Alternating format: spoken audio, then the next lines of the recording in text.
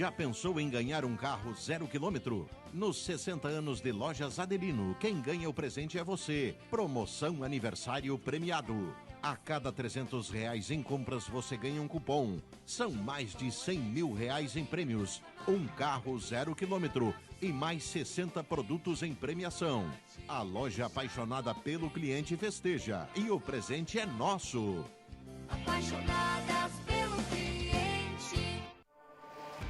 Viver é colecionar experiências. Cada etapa da vida nos proporciona momentos únicos. Por isso, prezamos tanto o conhecimento. Queremos compreender melhor, descobrir outros caminhos, propor novas soluções. Olhar, Somar, inovar.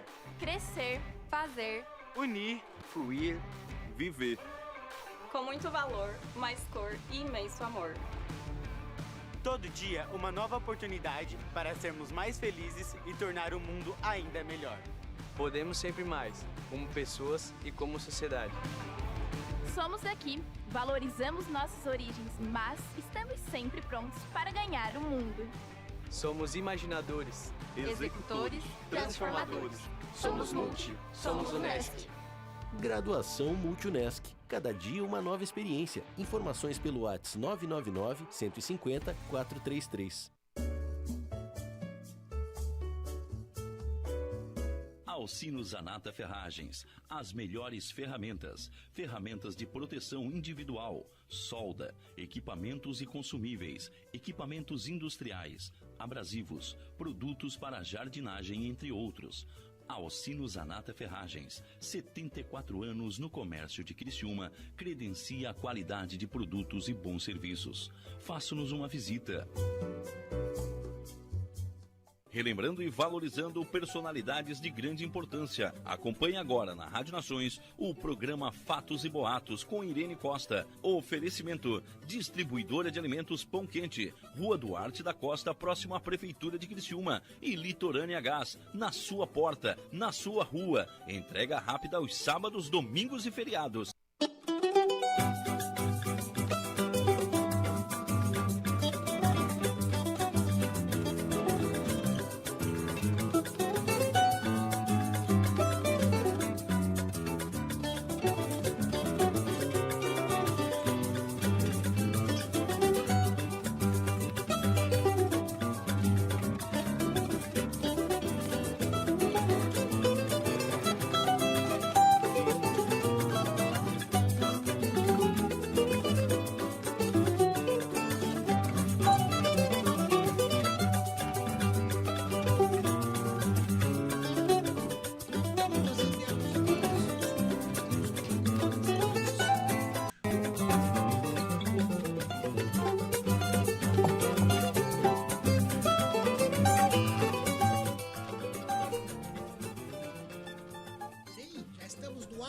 Boa noite, Portal Nações, boa noite você que nos dá o prazer da companhia em mais uma quinta-feira, certo? Já se anunciando um friozinho, já começamos a sentir as primeiras pinceladas da nova estação, que se Deus quiser tá para chegar. Aliás, já chegou, né? Quero abrir o espaço mandando aquele abraço para Silvinha Pereira, de Florianópolis, que morou infância e pré-adolescência em Criciúma, que me fez um telefonema na segunda-feira à noite, que foi assim o máximo. Falar com a Silvinha é vida, é reviver Criciúma da década de 70, início de 70, até um pouquinho dos anos 60, final, né? Éramos meninas, né? O Criciúma Clube sendo inaugurado, e ela lembra de tudo aquilo, então foi riso até altas horas da noite. Quando eu vi, Silvinha, só tu pra me puxar uma segunda-feira com esse astral. Então quero mandar um abraço para Florianópolis, me prometeu que breve vai estar em Criciúma, vai fazer aquele programa prometido com ela, mais nossos amigos daqui, e eu tô já no aguardo. Gente, e a Rita ali que foi embora, que maçada, velho, como diriam na gíria, né? Que maçada. Fiquei observando as reações nacionais e quais delas seriam realmente verdadeiras. Sim, Rita não fez nenhuma força para ser amiguinha do alheio. Era verdadeira, de coração grande, irreverente, transgressora, talentosa, mãe e avó. Suas músicas não escolhiam plateias. Tocava em todos os cantos desse país e, quiçá, de outros lá fora. Pensei em fazer uma homenagem tão bonita com a música da Rita, mas esse tal de direitos autorais que nós vamos mudar para a Rádio Salvador, Márcio. Nós vamos mudar para a Rádio Salvador para nós poder botar a Rita ali no último volume. Mas enfim, eu fiz um escritinho aqui que até quero homenageá-la. Querida, obrigada por tudo que fez por nós. Das noites de alegria, das laricas, das festas com sua música. Sempre um verso, uma estrofe, um refrão que falava tão certo dos nossos sentimentos. Letra de música quando inspirou Caetano Veloso na São Paulo, que ele conhecia pouco. Dirigindo seu Jeep, traduzido no hit de Benjor.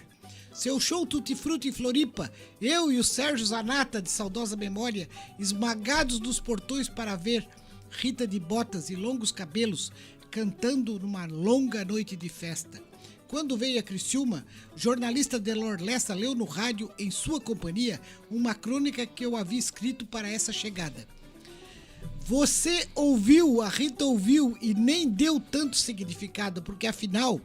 A fama foi sua companheira, tão intensa por décadas, que seria eu só mais uma nessa fila do gargarejo, do bis, do canta aquela Rita.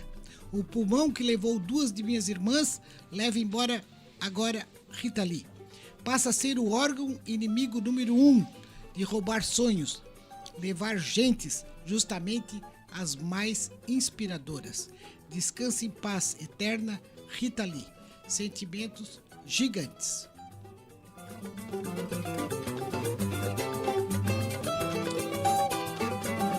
Para o papel, em breve, o novo informativo do bairro São Luís. Também me colocaram nesta equipe e fiquei honrada com o convite. Suplemento de informação que resiste ao digital e sairá impresso, trazendo notícias, gentes e fatos que movimentam este bairro, o bairro São Luís, e que no passado já se chamou Olaria. Você sabia disso? Nós vamos contar. Este da série vem aí, tá saindo do forno. Vamos à nossa entrevista de hoje, mas hoje temos aqui um amigo que conheci nos meios de comunicação. Foi num desses encontros de mídia, onde todos os veículos se cruzam, rádio, jornal, TV, que lhe conheci. Um homem de boa conversa, bom português, fã de rádio, natural de Meleiro, criado no interior do município. Cursou até o 2º grau pela dificuldade de acesso aos colégios e logo veio para Criciúma seguir carreira militar. Ingressou no Corpo de Bombeiros em 91 e no ano de 2002 migrou para a Polícia Militar. Hoje, aposentado, pai de um casal de filhos e conhecedor absoluto de produtos naturais. Poderemos começar, claro, apresentando, né? Afinal de contas, quem é ele? Edson Larry Ronsoni. Muito boa noite, Edson. Muito boa noite, Irene. É um prazer ter sido convidado para esse programa que é líder em audiência no horário. Olha, prazer em te receber. Eu sei que tu é um fã de rádios, né? Sim, eu sou um fã incondicional. Desde criancinha me criei escutando rádio, a mãe ligava para nós escutar a hora, para ter uma ideia. É lá mesmo? No interiorzão, é. E eu conheci numa festa, num evento que estavam várias emissoras, e era o evento da minha sobrinha, da Piti Búrigo. Ele é fã da Piti, né? Sim, sou um seguidor dela em todas as mídias sociais. Eu Olha tenho aí, um carinho Piti. muito especial por ela. Olha aí, Piti, que prazer. Mas, ô Edson, poderíamos começar, claro, depois de te apresentar, te perguntando sobre a cidade de Meleiro, da onde és natural. Como rolou a vida por lá na sua infância e mocidade? Pois é, eu sou natural do Meleiro, né, que é uma comunidade agrícola, e eu morava além, mais no interior mesmo, na zona rural. Estrada toda de chão, na década de 70 que eu nasci. Então os meios lá eram bem limitados, né? Certo. A infraestrutura, o pessoal até tinha capital, mas não tinha o dinheiro vivo. Era difícil, a vida no campo era bem complicado. Sei. Então, aí eu me criei, né, com todo o carinho e amor dos pais, mas aquela coisa toda limitada. Colégios longe, andando de bicicleta e se virando como podia. Trabalhando na agricultura e indo para aula meio período e sempre fazendo essa jogada. Até completar a idade maior, né?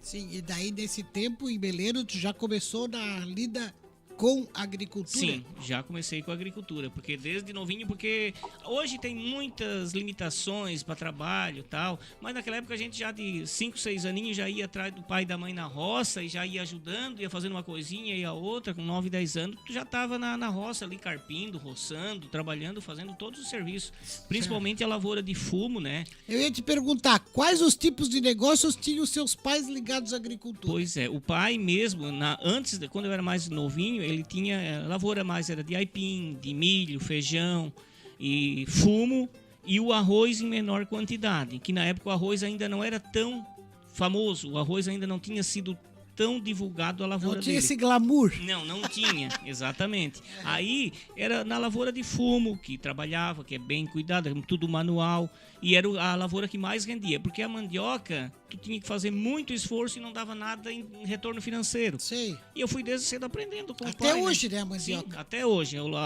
A renda dela é muito pouca, é muito pequena. Porque tu tem que plantar muita quantidade e o retorno é muito pouco, porque o preço é barato. Então, aí não vale a pena. Tu te mata a trabalhar e não tem nada de retorno. Então, mais era para dar pro gado, para tratar o gado, né?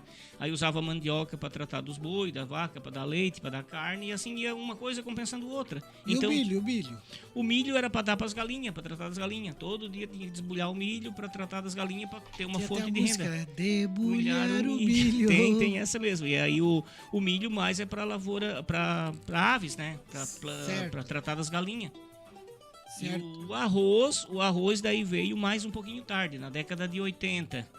Aí o arroz se tornou esse glamour que foi, por quê? Porque o arroz, podemos falar? Não, depois já vou te perguntar. Tá. Eu quero falar aqui, hortaliças, milho, retireiro de leite, que eles chamam retireiro, Sim, né? Isso. Das hortaliças, legumes, temperos verdes, frutas, do detalhe melhor sobre quais eram suas atividades. Tu já explicou. Teu pai tinha pouca terra?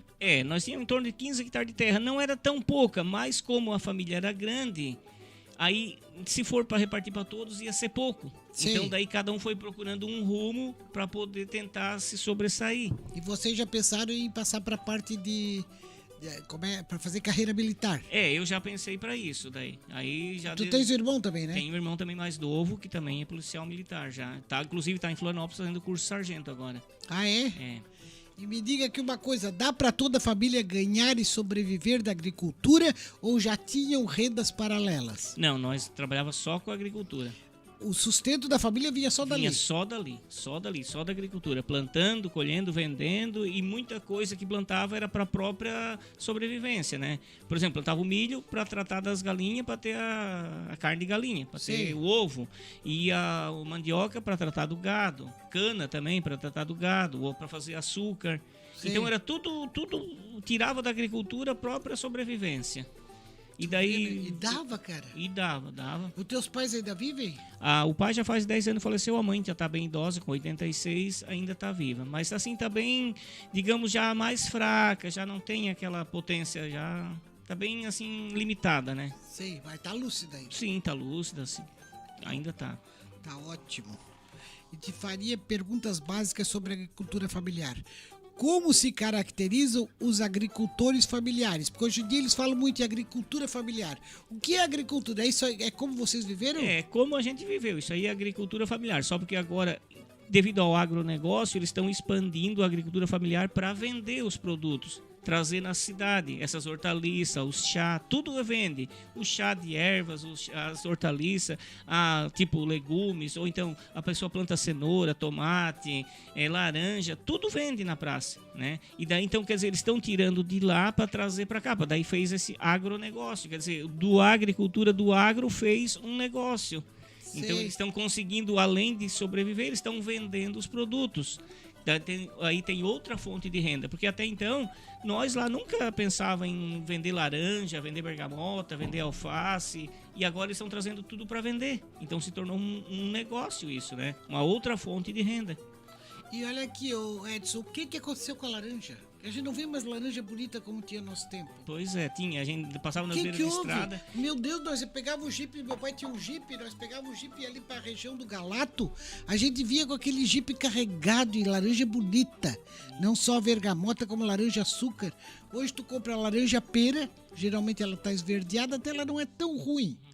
Mas a gente parece uma laranja artificial, né? Parece, quase. A não tem laranja, tem aquela laranja Bahia, que é caríssima. Aquela Chegou a 12, agora tá 8. Mas ela já foi a 12. E qual é a outra? Tem a Margote, que é uma laranja engomada. Não é boa. tangerina, que é meio ácida, né? A tangerina, a laranja lima, que é pra beber, que não tem gosto de nada. Bem docinha. Daí, Então, né? assim, ó, não sei, eu sou muito fã de laranja. Eu não vejo a fartura de laranja como tínhamos no passado. Porque agora ela se tornou mais a produção, talvez, lá para São Paulo. E daí é muitos produtos químicos, né? Agora São é Paulo muita tem química, bastante laranjais. Aqui já bem pouca produção, praticamente nada mais. É só a nível mesmo de consumo interno. Sei. E aí o problema é que para elas poderem ser comercializada é muito agrotóxico, muito veneno, e coloco desde o começo, para não ter o bichinho que fura ela, para não pegar na casca da fruta. E daí no fim piora, né? No fim piora, daí eles por fora mostra aquela laranja e dentro não tem suco, não tem nada. Daí, como disse, aquela lá que é um pouquinho melhor, daí o preço é extraordinário, porque daí eles conseguem fazer sem utilizar tanto agrotóxico. Não, hoje em dia fruta é tu arriscar, porque assim, ó, pera, tu compra pera sem gosto. Outro dia eu peguei uma que parecia uma maçã, ela era meio avermelhada assim, uma delícia. Mas eu acho que era importada. Ela que é macia e suculenta. Sim, macia e suculenta. E o abacate na nossa época, nós chutava abacate. Sim. Hoje em dia o abacate tá caríssimo. Quase não tem mais pé, não se vê mais pé. Caríssimo! Ainda tu tem que ficar apertando para ver qual é que tu vai levar para poder Vê consumir. Se não leva um esmagado. Ou esperar, né? Ou esperar para madurar. Bem assim mesmo. Mas Nossa, nós tínhamos abacateiro que, como eu te disse, era de penca, né? No passado, como... Sim, era... Tinha tudo quanto é esquina, tudo quanto é lugar, tinha pé. Eu me lembro que quando eu vinha de Meleiro pra cá, entre a Forquilinha e o Meleiro, tinha uma quantidade enorme de pé de abacate que caía no chão. Hoje não se tem mais nada, eles pegaram e cortaram tudo e fizeram lavoura, também é isso, né? A mata em si diminuiu bastante. Aí, o que acontece? O pé de fruta que tinha e etc. foram tudo se acabando. As goiabeiras, né? Lembra? Nossa, as goiabeiras. As ameixeiras, a ameixa amarelinha. Isso. As goiabeiras, lá onde eu morava, nós tínhamos assim, quase uns 40 pés, que era bem no potreiro. O potreiro é o lugar onde fica o gado, que daí elas caíam e o gado começava a comer para se alimentar. Então, e era goiaba vermelha? Tem a branca. Vermelha, não da branca. A branca nós não plantava. A branca, porque a branca ela se estraga mais rápido. A branca, se tu não comer... E a vermelha nós comíamos às vezes meia crua, meia verde. Meia verde ainda. Eles diziam que dava dor de barriga, mas não nem aí, pra não ir comer, a né? Morinha, pegou. Nossa, a Morinha? Aquela Morinha bem pequenininha. A Morinha furquilinha, quando estudamos lá, a Morinha é a rasteira, né? Isso, é aquela bem pequenininha, miudinha, vermelhinha. Muito interessante. Se a gente conversando, eu me volto ao tempo que eu era... Coisa boa. E qual era a época da colheita? Depende, né? Depende de cada lavoura. Por exemplo, o fumo era bem no verão. Né? A mandioca era no inverno que arrancava ela, até por causa que dá muito trabalho, que daí tu tem que puxar com a mão aquela rama para arrancar ela, tudo arrancada à mão, não tinha mecanização, época de trator demorou para aparecer, era tudo manual, era para carpir no bico da enxada, para lavrar era boi e para arrancar era na mão, era na força. Aí ia lá 5, 6 homens arrancando, outros iam atrás desbulhando, botando balaio, para depois vir o caminhão para poder... E o arroz já ele é colhido já sempre ali pelo mês de outubro, por aí, novembro, dezembro, depende. Antigamente era mais tarde, agora é lá pelo mês de novembro, dezembro, entende? Aí já... E qual é o melhor tipo de terra? Foram fases. Bem há um tempo atrás, a melhor terra era a de lomba, a de espigão que eles diziam, que era onde plantava as lavouras enxuta. Depois, com o advento do arroz, que a gente vai falar daqui a pouco, já as partes de terra baixa, os banhados que dizia, se tornou a melhor terra que tinha. E agora está voltando a lomba, porque a lavoura do arroz ela é boa, mas ela dá só uma vez por ano. E agora eles estão plantando na terra de lomba, terra alta, soja. E daí a soja dá 2 vezes por ano. Então eles conseguem tirar uma lavoura e plantar outra. Em um ano eles fazem 2 colheitas. E daí o arroz é uma só. O arroz é uma vez por ano? Uma vez por ano, é. Tem alguém que pega e utiliza, cortou o arroz e daí vem o broto e aproveita aquele broto que dá grãozinho de arroz novo, mas só porque a produção é bem pequenininha, então daí tem que ver se vale a pena passar uma máquina, colher, porque daí a produção é bem menor. Certo. E qual é o pior horário de trabalho? Ah, é perto do meio-dia, né? Eu imagino, com o sol de pino, o né? sol ali, Eles a usam aquele torreira do chapelão, sol. Isso, exatamente. Quer ver na época que era colher fumo, né? Aquele calor. O fumo, ele solta um mel, assim, um grude. Ele gruda tudo nas mãos, gruda na... Depois ele vai pra uma estufa, não vai? Vai pra uma estufa. Não, é um trabalho totalmente Ele tem que ficar manual. abafado? Tem que ficar abafado, é colocado fogo numa fornalha e vai pelos canos dentro da estufa para aquecer, para torrar a folha verde. E em uma semana ela fica uma folha seca, torrada. E daí pega e leva para a fumageira para eles beneficiar, né? Mas então é um processo Mas daí muito... você já vende assim? Já vende ele sequinho, enfardado, né? Amontoado, amassadinho, amarrado e vai para as companhias de fumo. Daí lá eles dão destino para picar, para beneficiar o fumo, né? E é bem bom de comercializar. O fumo ele teve uma época muito boa. Depois com essas campanhas que... Contra o cigarro, né? Contra o cigarro, a lavoura de fumo perdeu bastante espaço. Perdeu muito porque foi muito combatido. Mas ele teve o auge. O fumo ali de 75 a 90. Aquela época todo mundo fumava, né? Todo mundo fumava, era charme botar Eu ainda falei outro dia na entrevista que eu dei na rádio...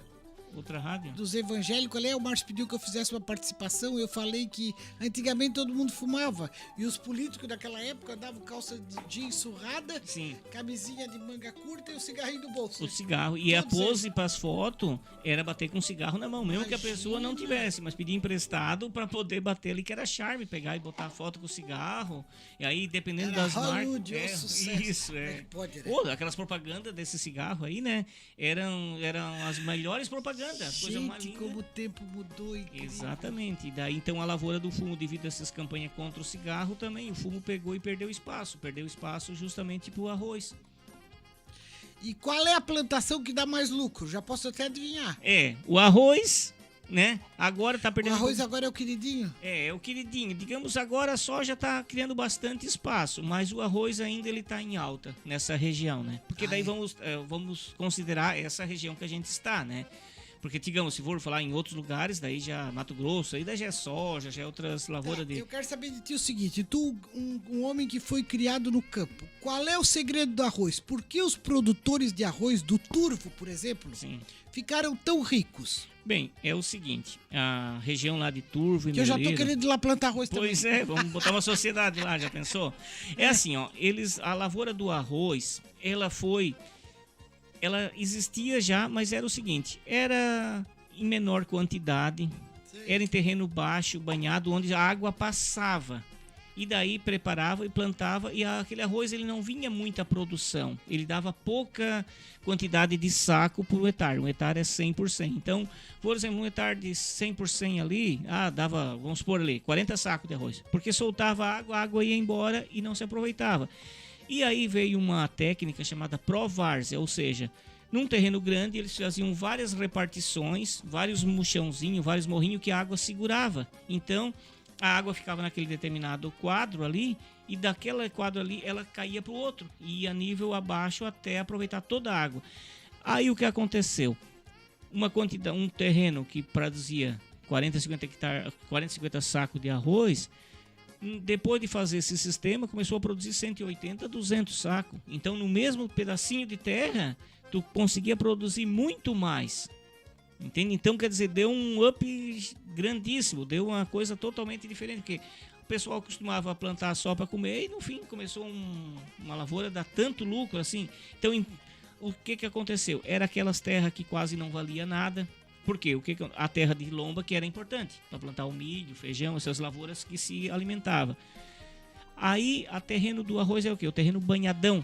Aqueles terrenos que ninguém aproveitava aquele tipo de terreno. Aquilo lá era para soltar os porcos para criar. Nas mangueiras que dizia, o mangueirão, que soltava o porco, fechava o sol ao redor e daí soltava o porco ali na campanha, para ele ir comendo, cuitinha ali, fuçando, e aquela terra não se aproveitava. E de uma hora para outra descobriram que aquela terra ali seria a ideal para o arroz.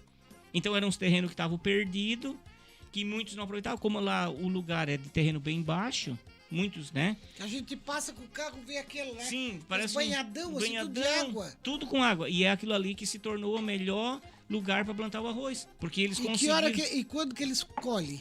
Eles colhem geralmente no final do ano, dezembro. Ah, mas daí não tá mais banhado, tá seco. Não, daí eles pegam e tiram a água. Porque daí, como eles têm os valos, né? Eu tô querendo saber o segredo do arroz, Sim, porque nós vamos plantar arroz, cara. Porque no turvo estão tudo rico. Tudo rico. Só terra pra deixar a gente rico. Exatamente. E lá é tudo, tem aqueles banhadão, né? Aí eles fazem E o o sistema. segredo? É o banhadão. Eles posem os valos dos lados. Daí o que acontece? Com aqueles valos para quando precisar tanto botar água para dentro do terreno quanto para tirar. Sei. Aí quando querem botar água, eles fazem tipo uma represinha, a água entra lá na primeira cancha, na primeiro quadradinho de terra, e de lá vai escorrendo para as demais, porque o terreno sempre é a nível de descer. Sei. Então se vai descendo, vai aproveitando a água da primeira para a última. Aí então vai e coloca água. O arroz diz que precisa 3 águas, que é para plantar, que é para ele crescer e que é para ele na hora de colher. Aí o que acontece? Na hora de colher, quando ele tá bom, aquela água é tirada. É feito valeta, escorre para os valos grandes e vai para o rio ou para uma sanga. E aí fica enxutinho. Daí eles passam com aquelas colheitadeiras para colher. A colheitadeira é aquele... Aquela ceifadeira, é uma máquina bem grande. Com E lá no turvo eles têm todas essas máquinas modernas? Tem. Hoje deve estar tudo... Sim, tudo mecanizado. Hoje em dia não tem mais ninguém que trabalha na bico da enxada. Hoje em dia, tudo na lavoura é tudo com trator, com máquina. Essas colheitadeiras, nem todos os colonos têm, porque o preço é muito alto. Uma colheitadeira é em torno de R$1 milhão. Mas no turvo tem? Tu tem, bastante. Tem muitos que tem lá. No turvo tem bastante. Não só no turvo, no meleiro, forquilinha também. Sim, né? O turvo... Tá, e depois que colhe o arroz, daí? Aí colhe o arroz, ele Tô querendo saber. Depois de colher o arroz, ele é colocado num trator, numa espécie de chupim. E o chupim é um negócio tipo de bico, assim. Sei, tipo um funil. Isso, tipo um funil. Ele dá a colheitadeira, joga para ali. O trator puxa e leva para um caminhão. E é levado, os colonos tudo, eles ou vendem ou encostam nos engenhos. Aí tem grandes engenhos, tanto no meleiro quanto no turvo, tem 7, 8, 10 grandes engenhos, fora os menores, né? Como é que é esse engenho? Esse engenho é aqueles silos de alumínio redondo que coloca o arroz ali para guardar. Entende? Mas daí ele vem como? Quando ele em vem... grãozinho. Em grãozinho já? Em grãozinho. Ele sai da roça, né? Que dá um pé, tipo um mato, assim, vamos supor. E aí a colheitadeira colhe e deixa tudo em grãozinho com casca. Tá. Aí lá no engenho, tem engenho que eles beneficiam para vender e outros só para armazenar. A maioria já beneficiam. Daí eles fazem ou arroz integral, ou parbolizado. Branco, ou parbolizado. O parbolizado é jogado dentro de um coxo com água para ele inchar. E depois tira a casca. Já o integral é aquele que é feito um outro processo. E o branco, ele é descascado como ele tá. Só tira a primeira pelezinha. Fica ainda outra que a gente fazia antigamente, que era levado na pila, né? A pila era um lugar que a gente levava para descascar o arroz. Olha Mas só. era coisa bem manual, né? Assim, coisa mais arcaica. E agora os engenhos... No meleiro eu posso citar que tem uns 7, 8 grandes engenhos que produzem, vendem marcas, né? Vendem marcas de arroz que é consumido tanto aqui quanto em São Paulo. A maioria é levado até para fora. No turvo também tem marcas. Qual é as marcas? Pode falar? Eu conheço, tipo no meleiro tem Urbano, né? No Urbano, turvo, arroz Urbano, é bom? Sim, no turvo vamos vender Urbano, que no mais? No turvo tem o Realengo, que é Realengo, também tem conheço. Tem o Safra, que é da cooperativa. E aqueles do Matiola, quais são? Sim, Matiola... Já é mais pro Morro da Fumaça. Morro da Fumaça, exatamente, Daí tem já Fumacense, Matiola. Então, cada região tem os grandes engenhos, né? Que daí compram dos colonos, dos agricultores e beneficiam. Aí tem colono que vende direto, já tem uns que encostam. O que é encostar? É pegar, deixar lá para esperar a época de preço, mas fica condicionado a vender para aquele determinado engenho. Nós, por exemplo... Né, que até o ano passado a gente ainda tinha terra, que a gente recebeu de herança do pai, né? E a gente... eu quero saber, desculpa te cortar, mas já te cortando, vocês tinham terra no meleiro? Sim, no meleiro. E por que vocês não ficaram ricos com arroz? Porque não era tão grande, né? Porque a quantidade não era tão grande o suficiente. Sei, porque isso é para grandes... Se tornou assim, a agricultura de sobrevivência, aquela com menor quantidade, tu consegue sobreviver, mas daí para tu conseguir um capital maior, tu tem que ter mais quantidade de terra. Certo. E o que aconteceu? Os maiores foram pegando os mais pequenos, foram comprando, porque os mais pequenos não davam conta. Porque daí, por exemplo, nós tínhamos 15 hectares de terra, a gente tinha que investir, comprar um trator, comprar uma colheitadeira, tu ia investir muito para pouca coisa. Certo. Tu ia mover uma usina para acender uma lâmpada. Então não valia a pena. Então aí a gente o que fez? A gente arrendou para outro parente para plantar o arroz. Que ótimo. E aí a gente deixava nesse engenho encostado e a hora que cria o preço vendia. Mas assim, ó, muito interessante mesmo, e a gente teve Não, e assunto... o teu conhecimento de causa é impressionante, né? Porque assim, ó, é um assunto que todo mundo se interessa, mas ninguém vai a miúde, né? Sim, não vai a miúde, porque Pra talvez saber. eu assim... Porque assim digamos, a gente sabe que os plantadores de arroz do Turvo, mas ninguém sabe da real como é que é essa... como é que é, porque essa eu, máquina digamos de assim, fazer. eu não falo com a técnica, mas é mais na coragem Na de ter... experiência. Na experiência de ter Sim. vivido, exato. Eu falei pra ele hoje, venha e fala do teu jeito. Exato. Porque eu sei que ele é um agricultor de nascimento, então assim, ele viu o nascedouro disso tudo, Sim, né? foi. Claro que depois vieram A tecnologia, tecnologia, veio... hoje- Sim, tanto é o sistema de Provárzea veio nos anos 80, e daí teve um programa do governo do estado que era troca-troca, trocava a própria lavoura para conseguir comprar o trator, né, que parou também. Então assim, ó, eu vi isso se criar. Eu conheci de causa, Na fonte. mesmo. Foi bem assim mesmo. Tá ótimo. Vamos do teu parecer, qual o segredo do arroz? Tu já contou, né? Sim. Porque os produtores de arroz do Turvo, tá? Já falamos. O agronegócio, tão falado nos dias atuais, né? Se refere isso aqui também, fatos e boatos é cultura. Se refere a todas as atividades econômicas relacionadas ao comércio de produtos agrícolas. É também conhecido pelo seu nome adotado intencionalmente, agrobusiness. Dessa forma, integram a cadeia do agronegócio os mais variados perfis, incluindo empresas agrícolas, certo? Qual sua visão simplista deste universo que gira ao nosso entorno? Eu vejo isso como uma fonte de renda para os pequenos agricultores. Os grandes agricultores, eles mantêm um latifúndio, eles vão plantar, por exemplo, laranja, vai vender laranja. Sei. Né? O outro vai vender legumes. E já o pequeno, ele vai plantar um pouco de cada e vai ter uma outra fonte. Ou ele vende no mercado, ou essas feirinhas, como tem acontecido aqui na região do comerciário, tem lá na prefeitura. Então daí os pequenos agricultores conseguem fazer, alugam essas feiras. Essa feira, digamos, eu acho muito interessante essa feira de Criciúma que tem ali 2 vezes por semana, né? Esses aí são tudo pequenos agricultores? A maioria são tudo pequenos agricultores, que daí eles não têm uma quantidade enorme para abastecer o mercado, porque o mercado vai querer o quê? Comprar uma carga fechada para ter preço.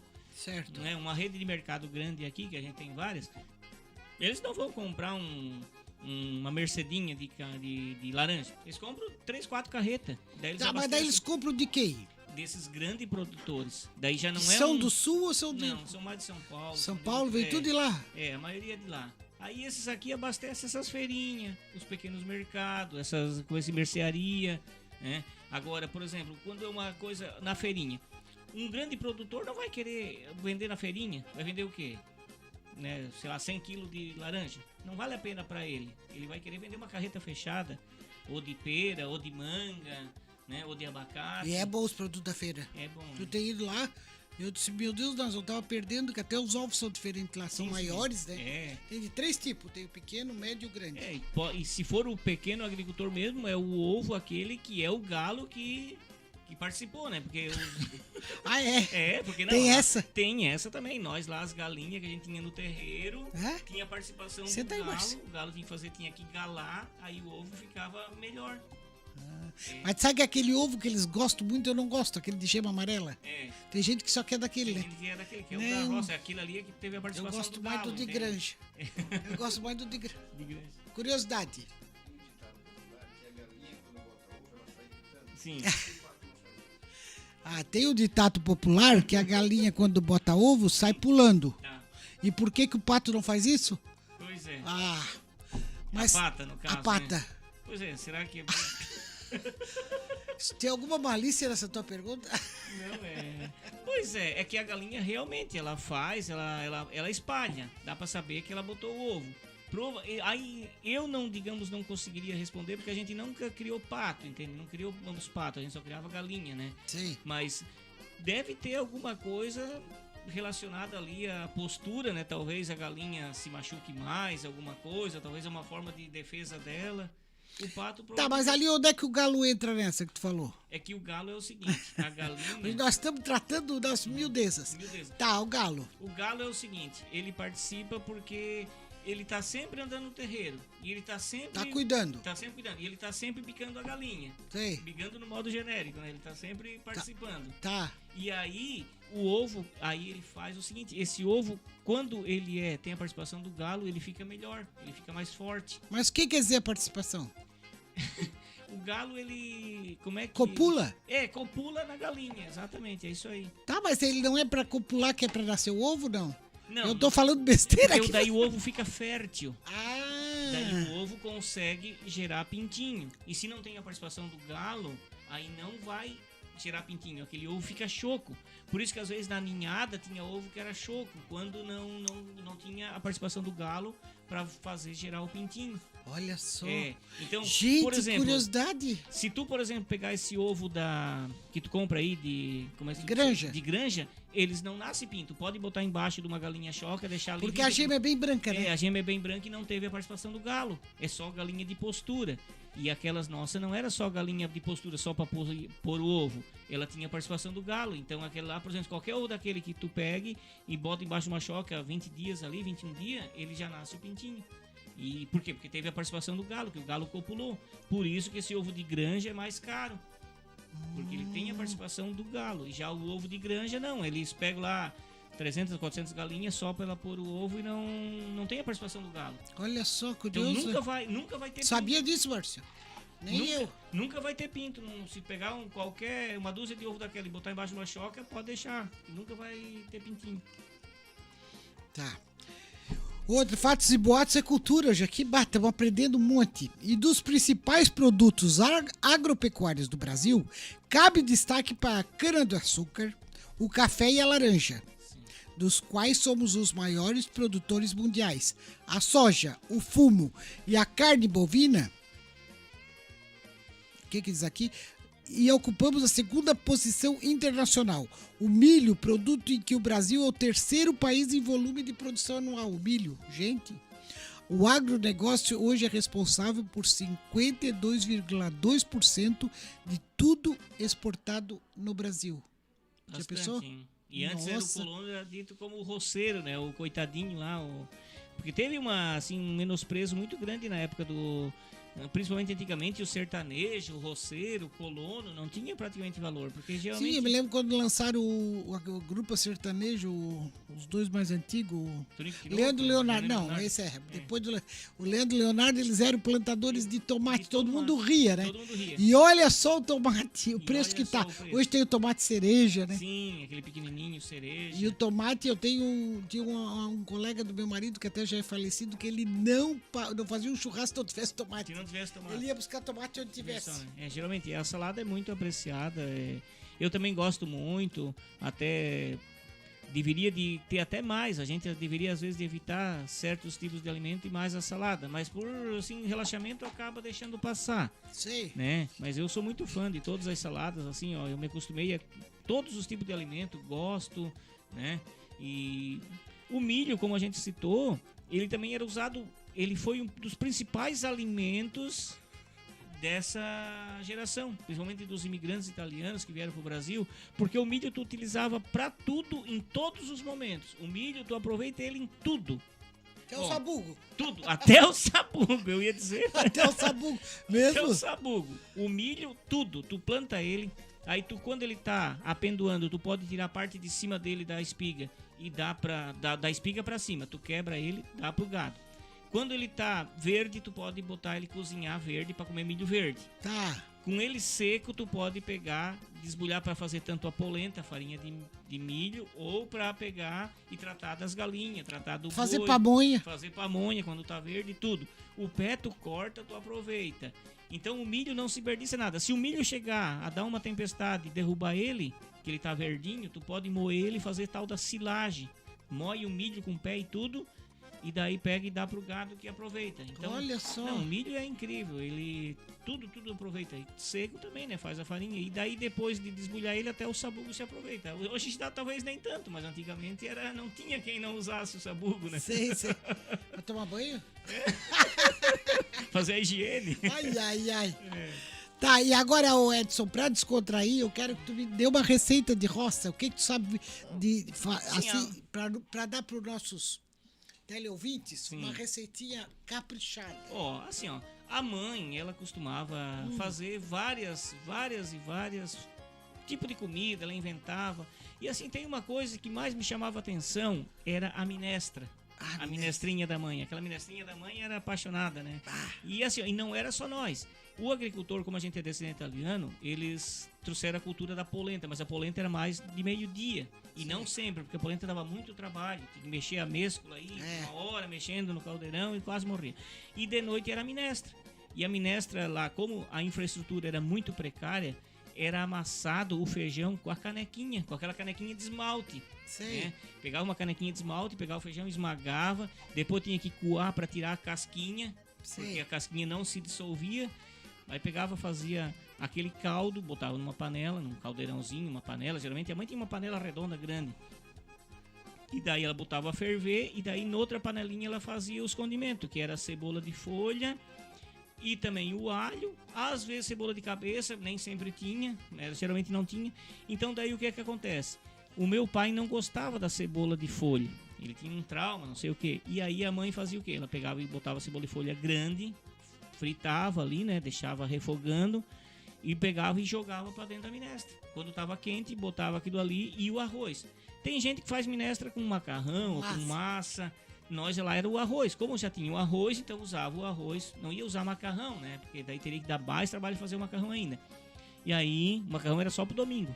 Só pro domingo comia macarrão. Macarrão feito em casa. Né? Aqueles almoços de domingo na colônia, eu lembro, era uma delícia, né? Aí era com galinha ensopada e tal. Aí a minestra, ela pegava e deixava ferver até o final. E daí pegava essa cebolinha de folha com uma escumadeira e tirava, antes do pai ver. Ele comia. Aí ele comia sem saber. Lambia os bigodes e nem sabia que tava com aquele temperinho. E daí. E assim, e é tão prático, porque era só. Hoje é mais fácil ainda, porque daí o feijão é pego e batido no liquidificador e, né, e bota o condimento ali dentro. Mas daí era na Agora eu vou te explicar como é que eu faço a minestra. Eu bato no liquidificador. Sim. Reservo um pouquinho de grão, pouquinhos. Bato. Depois eu coo na peneira. E separado numa panela eu cozinho a litria a massinha. A minha minestra é com massa. É com massa. É a litria que eu chamo, não sei se vocês chamam assim. Eu não conheci por esse nome, né? Talvez, depende do lugar. Tá, daí cozinha a massinha, escorre, depois faz um temperinho ali, né? Refogadinho, joga junto com a massinha e tá pronta. Depois de peneirar, né? Tira do liquidificador, peneira também. Tá, não, agora lá não peneirava na época que era com a casquinha, né? Agora no liquidificador já não se peneira mais. mais. Mesmo assim peneira, porque senão fica grossa. Tem gente que gosta mais grossa, né? Ou então bota mais água daí, né? Tem que também cuidar para não botar massa demais, senão ela fica paçocada. Nós falando de minestra aqui. A minestra era toda noite lá na comunidade, não só na comunidade aqui no meu bairro, mas em todo o geral. E o que acompanhava? Queijo? Queijo, né? Que era o produto que tinha da vaca, ou ovo. Laranja? Laranja também, mas eu quase não peguei mais a época da laranja. A laranja foi, digamos, uma fase antes da minha, entende? Né? Quando era mais precário ainda. Aí, geralmente, como os colonos tinham as galinhas que botavam o ovo e a vaca que dava leite, fazia o queijo. Então, era isso aí. Geralmente, o acompanhamento era queijo ou ovo. Ou os dois, né? E os queijos também era feito em casa? Feito em casa. A mãe fazia tudo no chincho, né? Pegava o leite, lá 10 litros de leite para fazer 1 quilo de queijo. Não me diz. O leite se desperdiça. Mas daí dava de aproveitar o seguinte. Pegava 10 litros de leite, botava a ferver e usava o coalho. O coalhinho que comprava, né? Bem pouquinho leite. Aí aquele queijo, aquele leite, botava a ferver com o coalho, ele talhava, ele ficava tudo em bolotinha. Daí pegava e peneirava. Isso ainda é a puína. Isso. Daí saía a puína, que era o primeirinho ali. O falecido Jarvis Gaidista adorava. Nossa. Me dava puína de presente. Era muito boa. A puína era maravilhosa. Tinha o croste, que era no primeiro leite, aquele leite meio salobro que a vaca dá, um leite meio grosso, daí faz um tal de croste, mas daí nem todo mundo gosta. E a puína era ali, tirava um pouquinho daquele sorinho, né? Que hoje tem uns negócios fabricados aí que é queijo cremoso, que é parecido, mas não é bem igual ali. É quando o leite azeda, assim, digamos. E mais daí, quando, por exemplo, tirava 1 quilo para queijo e sobrava aquela água era um soro. Aquilo a gente usava para tratar dos porcos daí. Ah, é? É, tudo se aproveitava. Tudo se aproveitava. Tudo se aproveitava. E o Aquela- queijo da tua mãe era mais branco, claro? Era né? mais branco. A mãe era aqueles mais branco. Tinha a minha irmã, que morava numa comunidade rural longe, o dela já era mais amarelo, que era um queijo mais gordo, que dizia. É porque era outro tipo de tratado. A vaca era tratada com outro tipo. Certo, olha, já tá dizendo que temos 5 minutos. Que ótimo, Edson. Como tu conhece, que coisa boa conversar contigo. Oh, que bom, é um prazer enorme falar contigo, né? É. Com os ouvintes, né? Que E por bom gostar um te pouquinho da conhecer minha... mais de perto. Um pouquinho do meu conhecimento de causa, porque vivi nessa época. Claro que era uma época boa. Hoje em dia, com infraestrutura totalmente diferente, é bem mais fácil E agora tu morando na cidade, o que tu sente mais falta? Daquela... Eu sinto falta, mas eu vejo assim, ó... Tu compra muito produto natural, né, que eu sei. Sim, eu compro. Às vezes eu vou pra região de lá, eu também trago, né? Eu sou um consumidor desses produtos. Certo. Participo ainda da...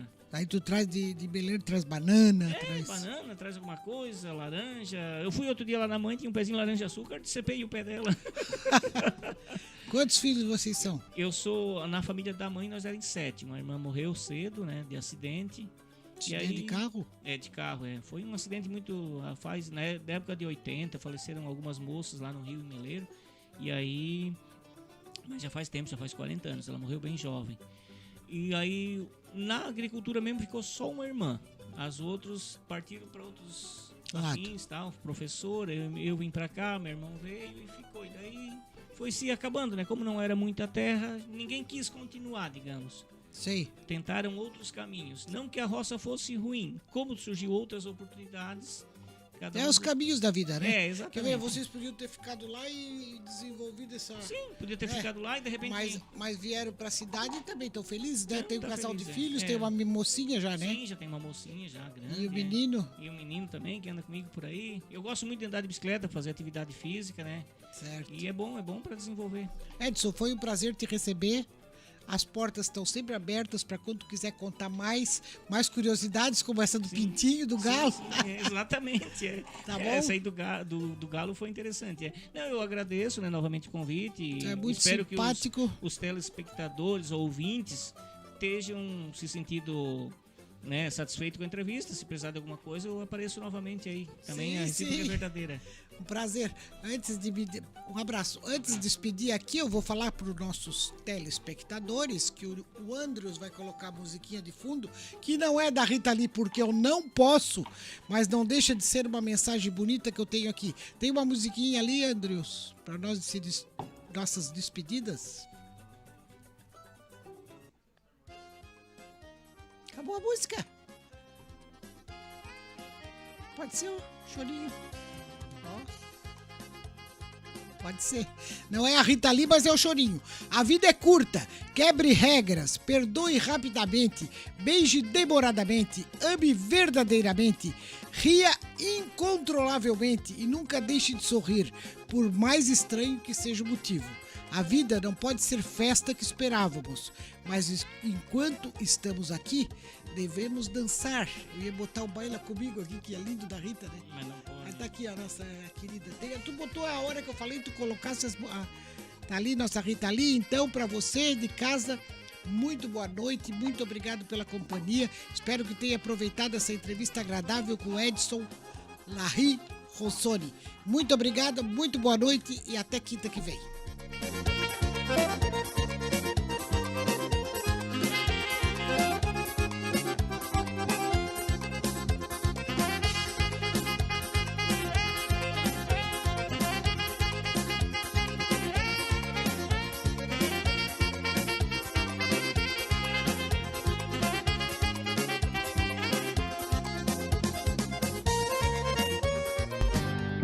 Tudo que procura vai encontrar no e-commerce da Adelino. Pode apostar. O que eu quero, o que eu preciso, na palma da mão com a Adelino.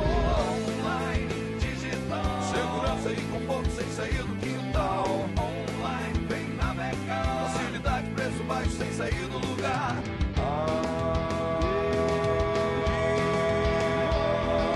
Vem pras lojas adelino.com.br. Somos imaginadores, executores, transformadores. Somos Multi, somos Unesc. Conheça todos os diferenciais da graduação Multi-UNESC. Experiências práticas, ensino multiplataforma, com inovação, tecnologia e impacto comunitário. Para quem quer fazer a diferença no mundo. Graduação Multi-UNESC. Cada dia uma nova experiência. Informações pelo WhatsApp 999-150-433. Ser UNESC faz toda a diferença. UNESC, a nossa universidade. Alcino Zanata Ferragens, as melhores ferramentas, ferramentas de proteção individual, solda, equipamentos e consumíveis, equipamentos industriais, abrasivos, produtos para jardinagem, entre outros. Alcino Zanata Ferragens, 74 anos no comércio de Criciúma, credencia a qualidade de produtos e bons serviços. Faça-nos uma visita. Relembrando e valorizando personalidades de grande importância. O programa Fatos e Boatos com Irene Costa. Oferecimento: Distribuidora de Alimentos Pão Quente, Rua Duarte da Costa, próximo à Prefeitura de Criciúma. E Litorânea Gás, na sua porta, na sua rua. Entrega